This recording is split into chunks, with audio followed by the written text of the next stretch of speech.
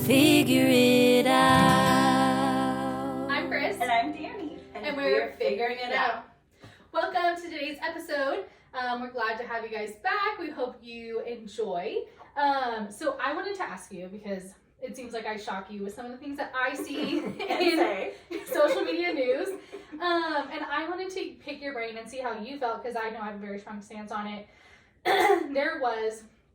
There's this college athlete, and so volleyball player, excuse me, and she is now in a coma, and she came out of it. She is now paralyzed. She has to have somebody help her with like eating, going to the bathroom, like for the rest of her life.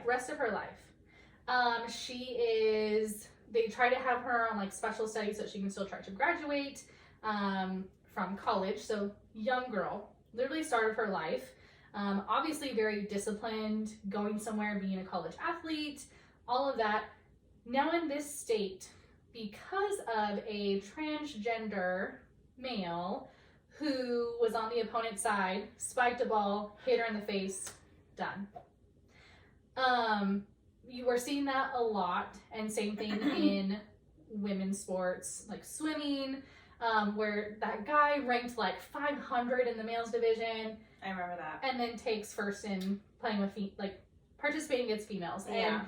And, for me, it's kind of like, that is like, if I, Chris, went and played on my son's t-ball team, and I'm just racking home runs over the fence, plowing down these kids, I'm playing outside of the scope of people I should be playing with. What is your kind of take on that? I know you're not a competitive person, so the competitive person in me is one, pissed, because as a woman, we already have a disadvantage. Yes. Yeah.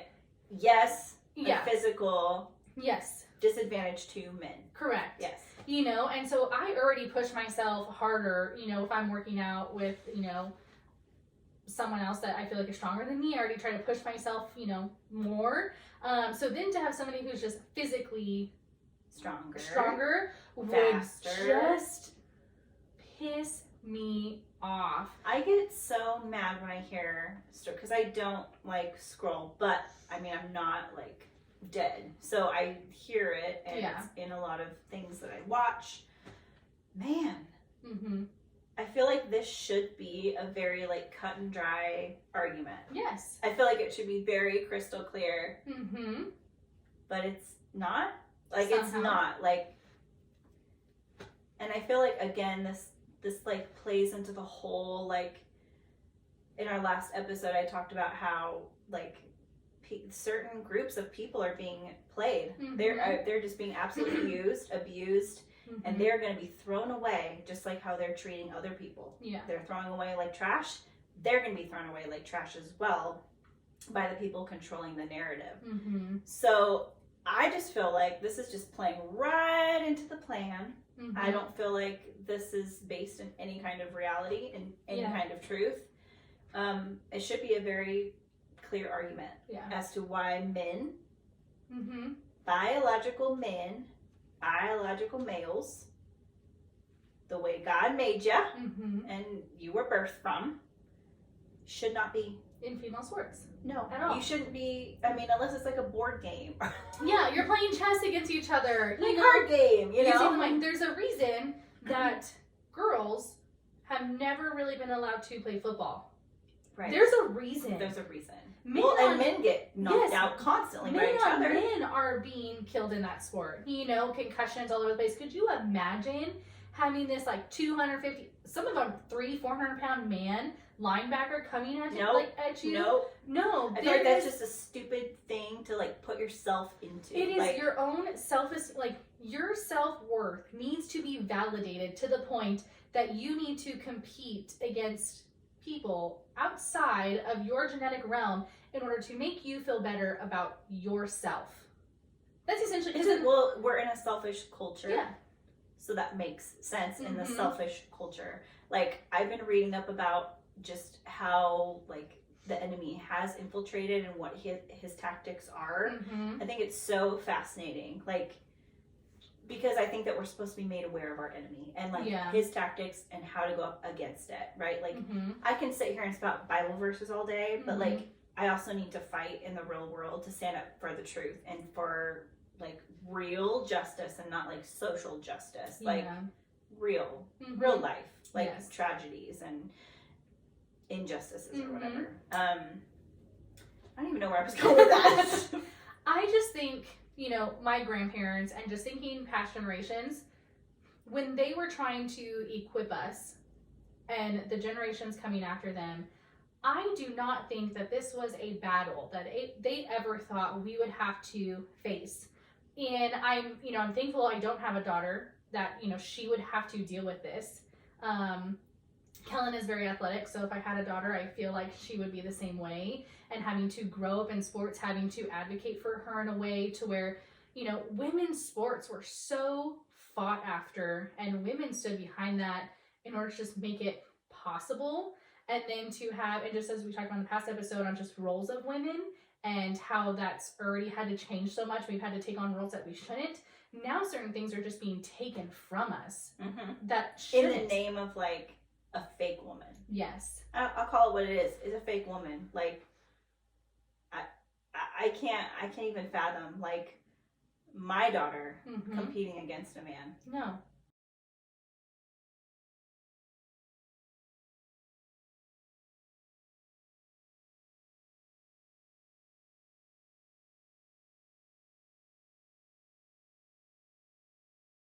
Join co-ed sports. There's plenty of co-ed sports out there that you can participate in that then will be okay. Because I know if I'm playing co-ed softball, when certain people are up to bat and what's happening, I need to make sure, you know, I'm in a good position to be able to take a hit from one of the guys that we're playing against. That's anticipated and expected. And that's why I would play in the outfield when it comes to like male hitters. And go join a co-ed sport. Do not force it on having to engage with women. But they're doing it on purpose. Yes. They're winning. Yes. And it's it's totally an unfair switcheroo, I like to call it, because you don't have as many females going into competing against men. Because as men. There's no reason you really would. Because you know you're not going to be able to win. It would be a very, very slim, rare chance. I mean, there are definitely strong women. Like, yes. There's strong women that, like, were built for... Oh, yeah. Like, military and, like, built for, like, fighting. And there's genetics, like, and Olympic weightlifters, where it's like, that girl is strong. Right. And there's exceptions to biology, right? Like, there's abnormalities, like, that isn't, like, the majority of, like, like, the mainstream, I guess, of, like, how people are created, whatever, blah, blah, blah, blah. But, like, that's not the majority of women. The majority of women are we're physically different. We're physically different from men. Yeah. Down to our very, like, DNA, skeletal markers. Yeah. And they can pretend all they want, but if you also train your eye to see skeletal differences, you'd be amazed at how many people are actually men that parade around as women and we think are women. Conspiracy theories. So in regards to generations, I want to ask you, I'm going to switch on you a little bit, generational curses. You know, I know raising Kellen in this world, there's certain things that, you know, I want to draw the line in the sand on in order to just protect him from as he's growing up. And so, you know, I was talking to a coworker the other day, and I asked her, because she grew up kind of similar, a little like poverty stricken, and I was like, I have this issue. And, you know, my pantry can be full. Pantry's full, like you saw the basket I brought in with snacks. Like it's always like that. And so pantry's full, like there's things in the kitchen, in the fridge, but, you know, I'm out of a few things, and it doesn't matter, like, every 2 weeks, I have to go grocery shopping and I have to fill up everything and make sure that there's 2 of this and 3 of that and make sure everything's stocked all the way full with like Kellen's smoothies or whatever it is, out of fear that I'm not going to have food. And so even though I don't need to spend money, because I mean, I bet you with what I have in the pantry and everything, like I could feed the neighborhood, you know, with everything. And so I don't need it. I don't. But there is this fear sometimes that's like, oh no, but what if you run out, or what if like you won't have money the next week to buy it? Because of why? Mm-hmm. Because of past trauma, generational. And you didn't have enough food growing up. Yes. Yeah. Mm-hmm. And so it was like knowing that I had to go and lack. I have this fear that I'm trying to work on, and I literally have to force myself not to open up my app, because I do delivery, or like I'll do pickup at Sam's Club, and have to force myself not to open it. Otherwise, I will place an unnecessary order just in order to feel and make that anxiety inside myself go away. And it's like, whoa, okay. And like we talked about previously, where is that stemming from? And I finally have like, okay, I get where this is stemming from. And I never was that way as an adult, by myself. It's now with Kellen, because it's taking care of him and not having that over myself as a kid. I never want him to be in lack.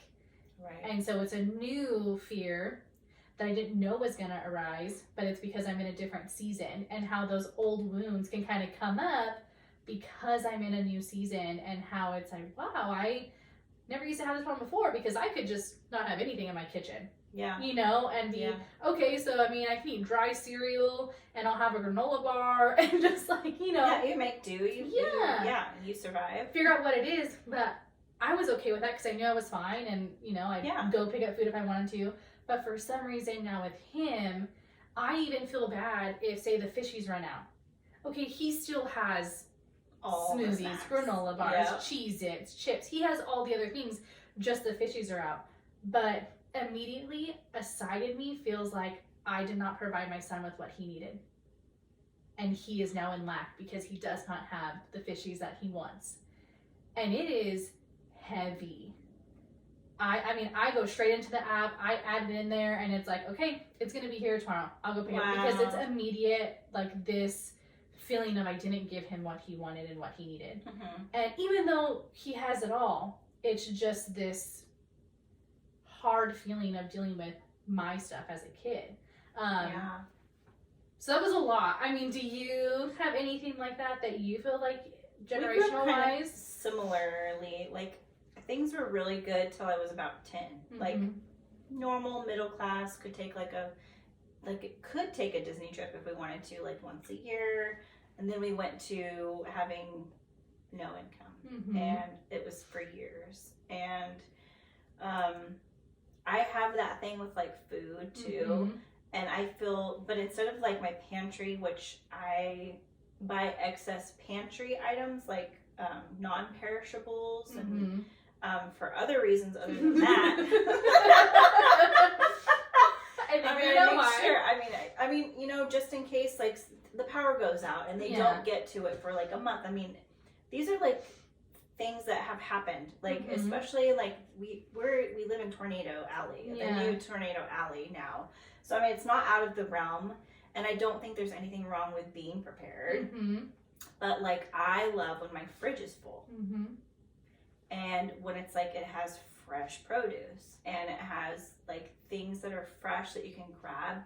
And like, I'm not as organized as she has the most beautiful fridge, like the most beautiful like organization in her fridge. And I'm not that way, but I try to be. Like, I do the best I can just because I like labels to face and working retail and all that. But like, I make sure that there's always something to grab. So like, if they want something, they can always grab something. And I didn't have that. Like, I didn't have that growing up. And it wasn't unless I went to like my grandparents' house and they would have like and I would have like occasional home cooked meals where I could, but it wasn't something I could rely on until I went to my grandparents' house. And I knew that I was getting at least 3 meals a day. And so I still have like those staples that I love, right? Like those things that you grew up on, like peanut butter and mayonnaise sandwiches. It sounds gross, but it's so good. Or like tuna sandwiches with like the ruffles. Inside it. Yeah.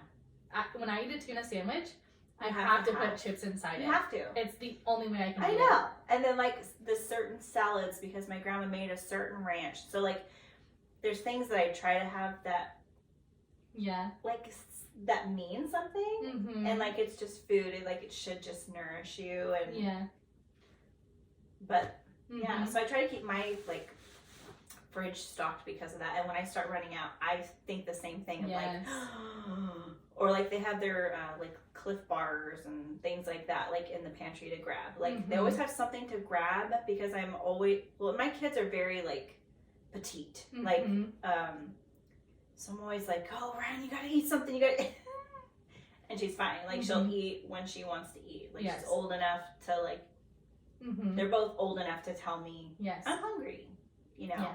And I'm like, well, if I'm busy, go grab something, and at least you have something. But I definitely feel that. I think generational curses are, which is interesting that you say like, oh, like I feel like he doesn't have what he needs and wants, because none of our children, no matter what we learn from like mistakes that our parents made, like they're gonna have their own stuff that's like, my parents didn't do this, like no matter what you do, and like you do the best you can, man, and that's like hard to wrestle with, because it's like, well, I did everything I could, I did the best I could. What I wrestle with the most is that no matter how well you can raise a child, they make their own decisions, and you cannot control the outcome of that, because I have seen firsthand, you know, raised in one of the best homes, Christian homes, like yes, they had their struggles that like they let their kids see, and just like normal financial things, like the normal stuff,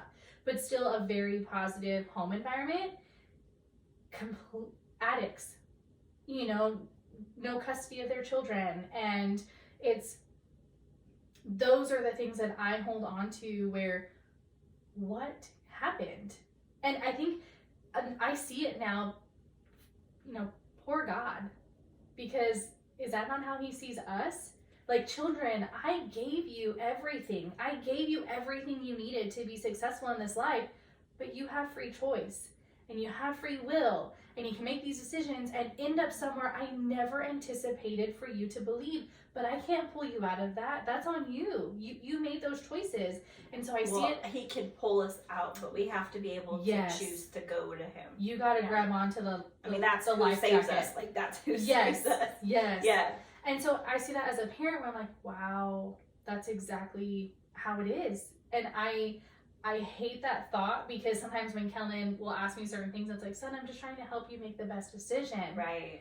And you want him to see that. And so I'm trying to help him also be a free thinker, because that is very important. So, very important. Okay, what decision do you think you'd want to make? And then ask him, you know, what it is. And sometimes he doesn't make the right decision, and I have to tell him, no, you're stuck with that now. You're stuck with that. You made that decision, and so I'm sorry. And he's like, well, I didn't know, you know, I wasn't gonna like this, or, you know, I wanted this. I'm sorry, I can't give in to you and now give you what you want, because that's not how life works. And how are you gonna learn from the mistake? And so I feel, again, because of my childhood trauma, I feel so bad not giving him what he wants in that moment, but I have to remind myself, like, Chris, this is what is preparing him to be a good human. Right. And it's so hard, because of course I want my kid to be happy, and I know he's sad, and I knew he didn't want to have Doritos over Oreos. Like, I know my kid, you know, I know him. But you like ask him, like, are you sure? Yes. Like 5 times, and they're like, yep, and they double down on it, and it's like, okay, man, like that's a decision you made. I'm kind of gonna regret this, because now you're gonna throw get a fit.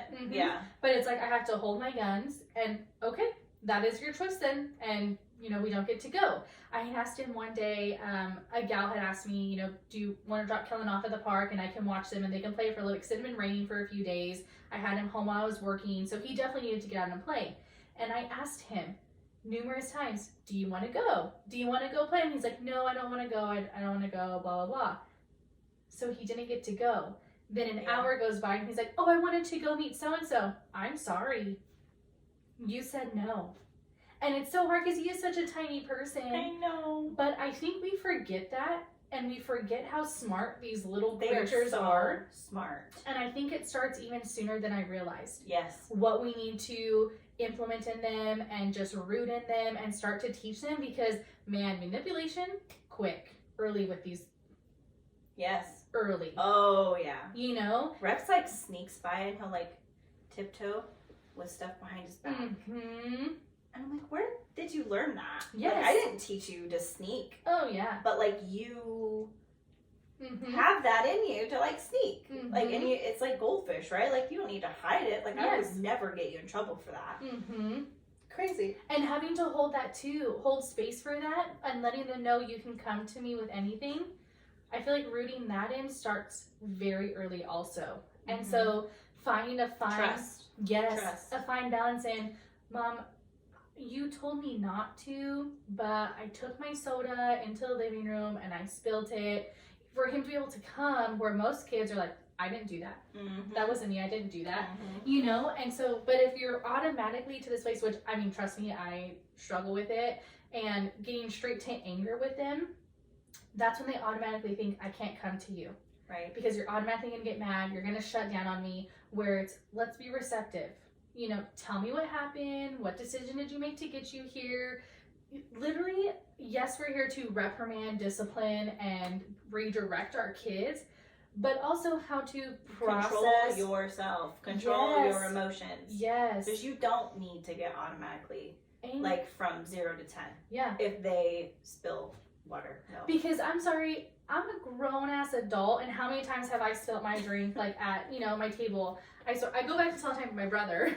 Yeah, my brother. Best piece of advice, and I have to remind myself of this daily sometimes. And that's when let's get outside and go for a walk. Like, we need some to free up, you know, some space here. My brother said one day, Kellen was under 2, and I call him just crying. And it had just been a rough day, and Kellen was having fits all the time, and, you know, just stuff was going on. So I'm telling my brother about it, and he was like, how old are you? I said, me? He's like, yeah, how old are you? And I was like, 31? 31, 32? I was like, oh no, how old am I? And he was like, and when was the last time you cried? And I was like, yesterday. You know? He was like, when was the last time you got pissed off? And I was like, 5 minutes ago? I'm still mad right now. And he's like, and what about angry? You know, and he's asking me these things, and he's like, and so you're this old, and you've had these emotions this frequently, and you expect your 2-year-old to not act that way? And not have emotions moment by moment. Like, yes. Yeah. And he's like, you've been on the earth for this long, and you can't even control your own emotions. And I was like, I haven't met your brother, but I really you know? I feel like he might have some nuggets for me. Yes, you know? And so he just, like, stabbed me with that one. And so I have to remind myself, but it's like, that's where I'm to the point when Kellen does certain things, I've told myself I'm not the parent who's like, go to your room. Like, that's not a response from me, because then I'm teaching you self-isolation in the middle of your problems.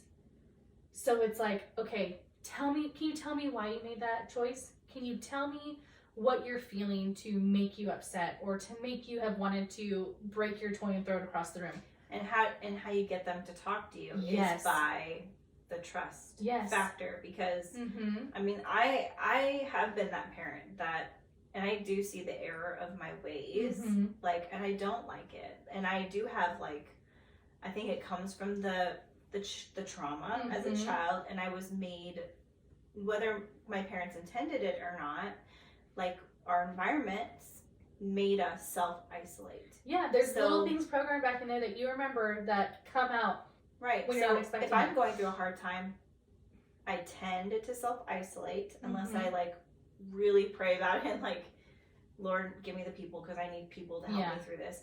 But I tend to self-isolate. So when I go from 0 to 10, and I'm like, okay, go to your, and they usually don't go straight to their room. Yeah. But, like, when you don't build that trust for them to come to you, and they don't listen, so, like, you're asking them questions and they're just like, I don't care, I'm not answering. That's when I'm like, all right, go to your room. And it's usually like, you need a timeout though, which is, from my perspective, I'm like, you just need some time to, like, think about what you're doing, because you're not even responding to me, you're ignoring me. Yeah. And so now you need some time apart from me, from your sister. You need to just be alone. I did listen to that in another podcast, and they had said when you do have to use that tool, you know, the go to your room, is explaining it beforehand. Like, hey, we both need a break. Mommy and Kellen both need a break. We're just going to take a couple minutes. Let's set the timer. And then when the timer goes off, we're going to try to restart a conversation about this. Right. And let our emotions kind of settle down. But we can't do it when you're yes. when you're here and I'm here. Oh, and yeah. it's not it's just like no a marriage or a friendship. Like we cannot. You can't communicate up there. You can't. You have to get down to their level. Oh yes. Too. Like you can't just be like up here talking down to them because they're like, I'm not gonna listen to this big person. Yes. I have found even, and I think it's like the coaching aspect. I don't know if I've said this before. The sandwich effect, where it's you praise, correct, and then praise. And so I try to remember that with Kellen because I just want him to always know how much I love him. Yes. You know, and to always feel loved. Even though this moment isn't a happy one. This isn't a happy one. Yeah. And so I can see a difference because I'm sure you've heard him. And Rex does a lot too. Like they're just walking around the house and it's like, Mama, I love you. You know, like when they're just kind of playing and stuff. And I think that's where it comes from. We do something right? Yeah. Yes, we do something right. And I think that's where it comes from is like that constant affirmation in them, teaching young boys to be able to express their feelings. I mean, I tell you, the way that Kellen speaks to me, I mean, he has his moments for sure where he is just like a complete turd. But like when I come out, he's like, Mama, that dress is so pretty.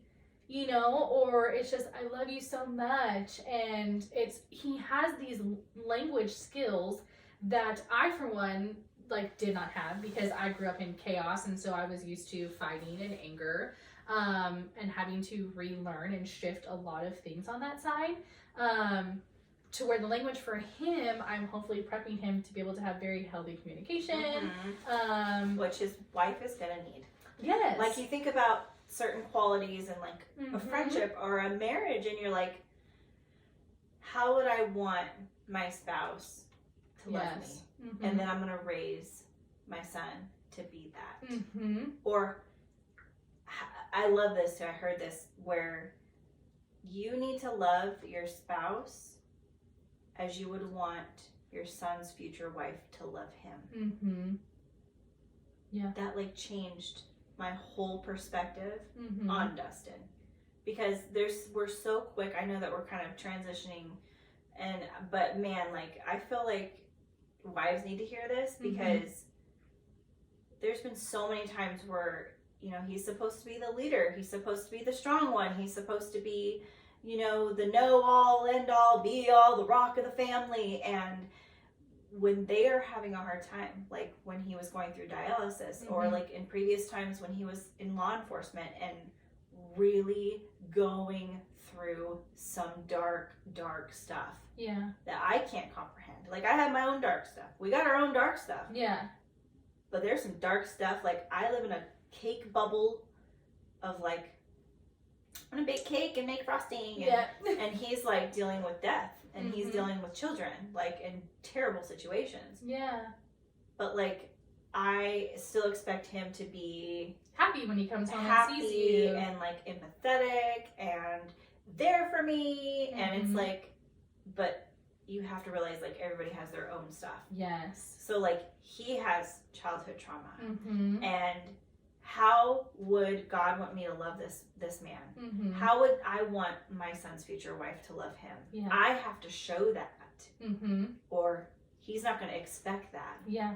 That's why, you know, you get into bad relationships and you accept it because, well, my mom treated my dad like this or my dad treated my mom like this, so I thought it was fine. It's like healthy behavior. Like a porn addiction, for example. Like if you, like, happen upon your dad's, like, collection or something, right? Like you kind of tend to, if it's a common joke in the house and right, language and like, oh, that's normal, like, but inside you know, like there's something wrong. Yes. Yeah. But like pertaining to generational curses, I asked my grandma, I'm like, do you think that like our bloodline has like a curse on it? Because I just feel like I have to strive so hard for like the baby steps I accomplish.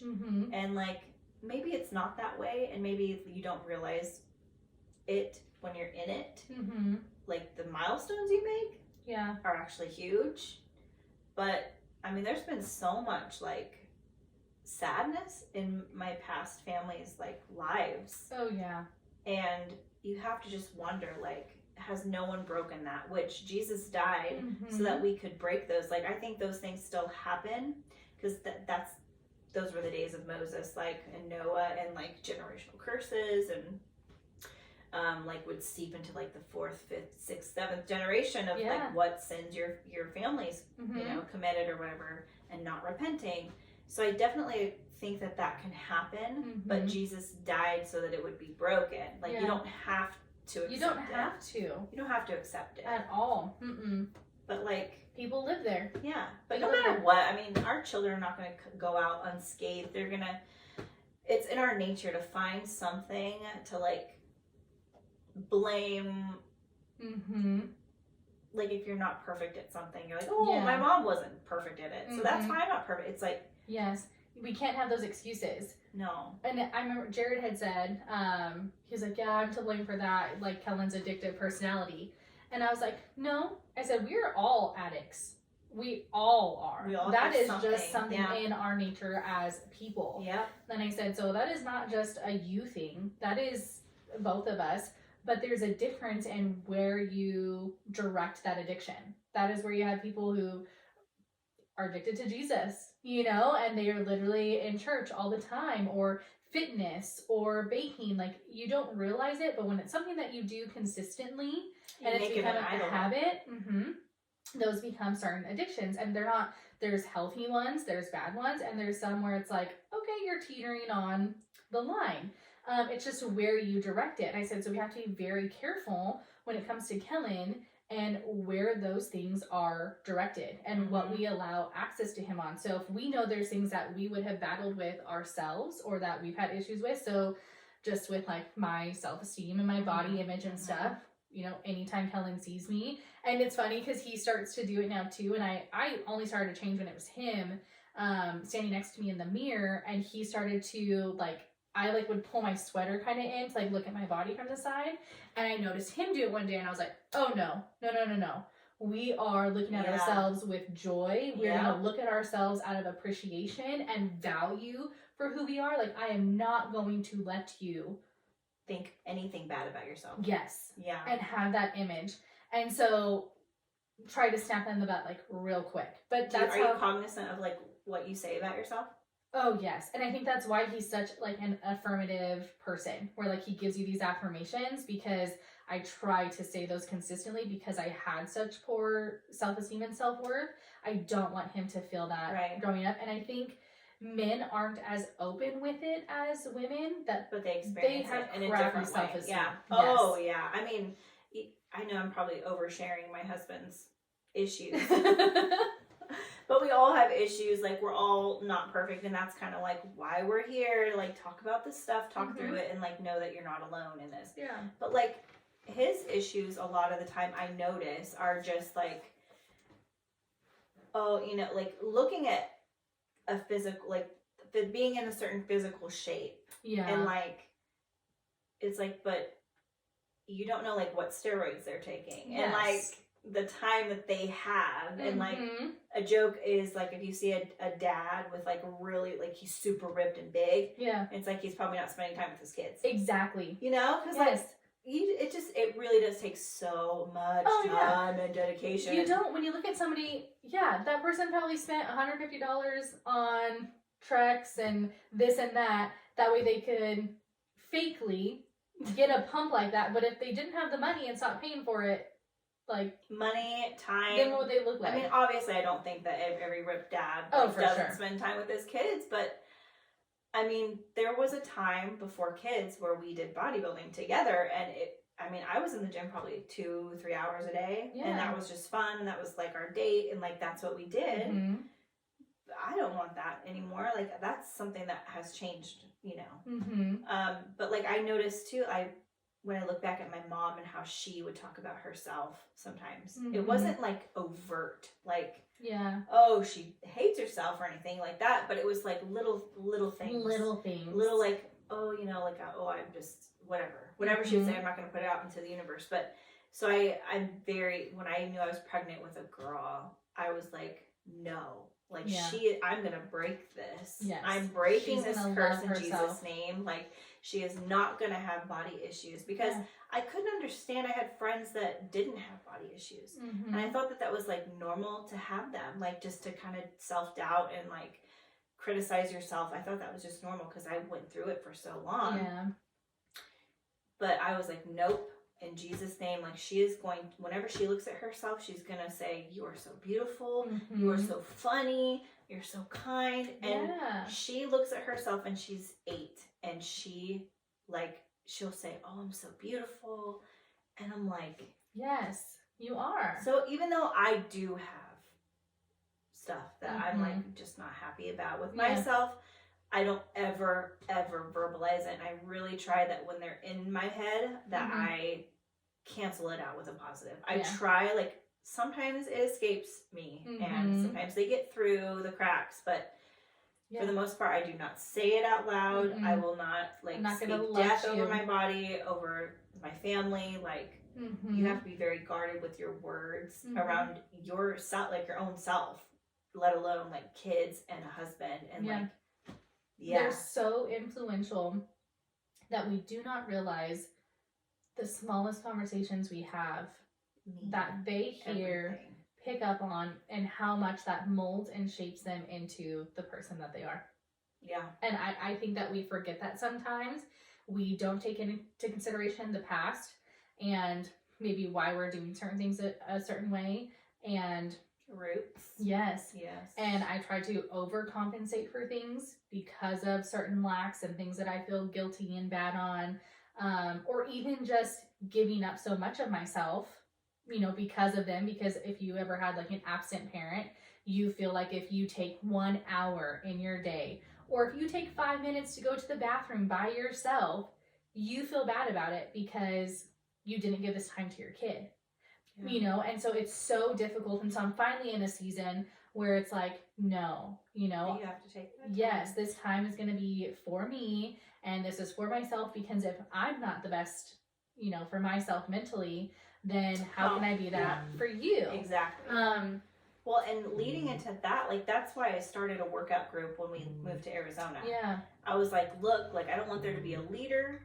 Like, we're just going to work out together. I know there's other moms here that either can't afford a gym membership or don't know where to start with working out. And I just had a baby like 10 months ago. Like, who wants to work out with me? And I had so many women at one point just like, wow. Like, and our kids would play at the park and we would work out. And I was like, you know what? It is so important for my daughter to see me working out. Taking care of yourself. Taking care of myself, fellowship with other women, playing at the same time. And she started working out with us. Like, she wasn't even 1 yet, and she's just like, yeah, Mom.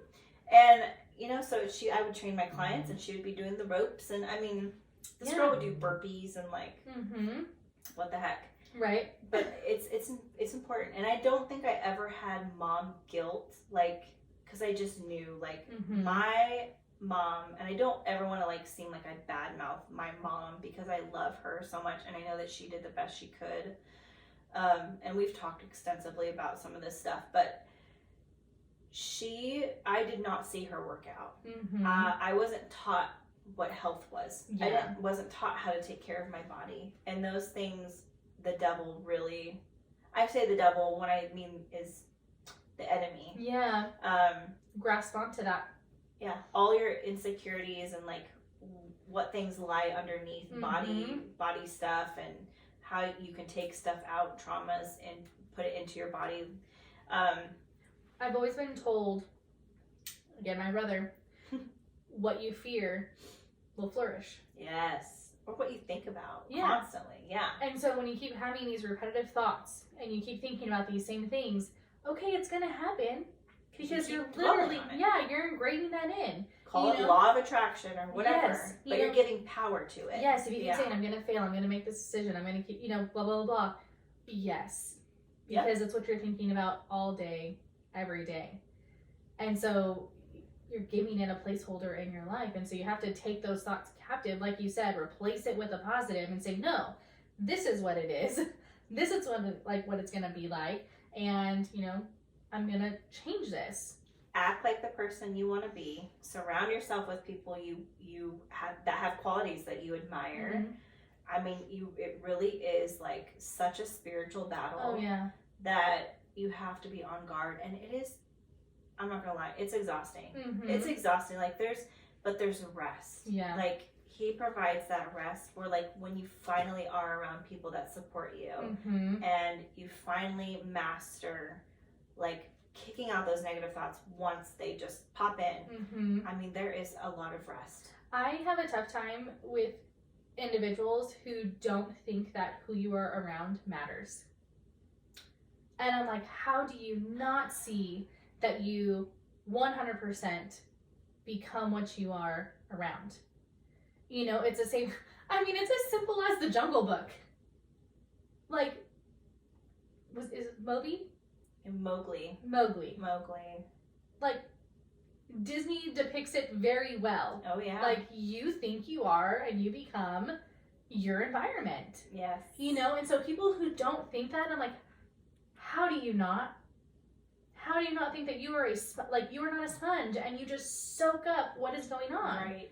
You begin to emulate and do those exact same things. And so as a parent, that was one of my biggest fears moving is, who will Kellen's friends be? Like, who will he be raised around? And so as I've met new moms, and two of the moms we met from softball or from baseball, from the kids playing, it's like, okay, like they got it. They are doing a great job, spiritually with their sons. And it's like, these are the type of kids that I would want my son to be around. It's also easier in Tennessee. Yes. Oh, my fear was like quickly, I'm like, how did I meet like such great people in such a short amount of time, We're in the South.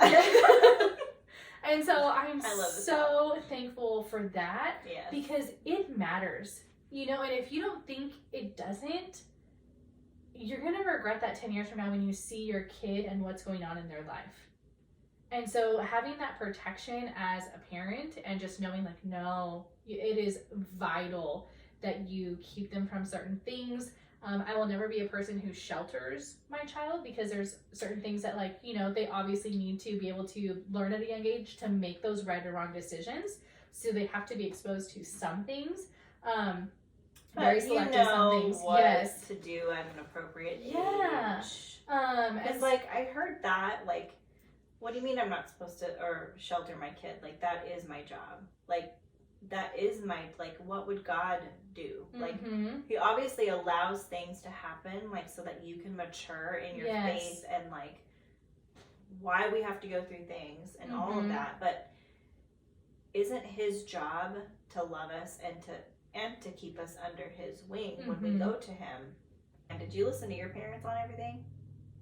I didn't. I did not. And I'm like, no. I made so many mistakes that my parents were like, probably shouldn't do that. And I'm like, well, bite me. Right. I had a lot of free reign. I did too. Growing up. So I wasn't a bad kid.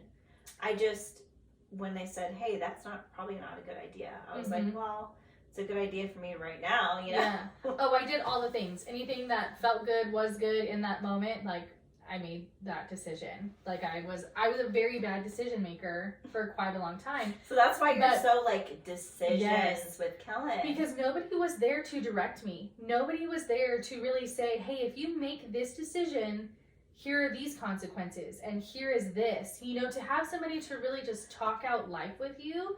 I would hope that when Kellen becomes an adult, and even in his younger years, that he finds me to be one of the best confidants and say, like, hey, here's what I'm looking to make decision-wise. What do you think? And what do you think would be a good plan for me or a good option for me? Because I didn't really have that. It was like, you just make your decisions and, whatever happens, happens. Whatever happens, happens. The consequences or none or whatever it is.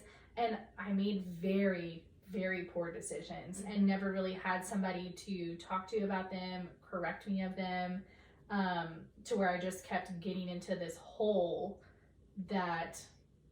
literally it was my faith that only brought me out of that, because still nobody was there.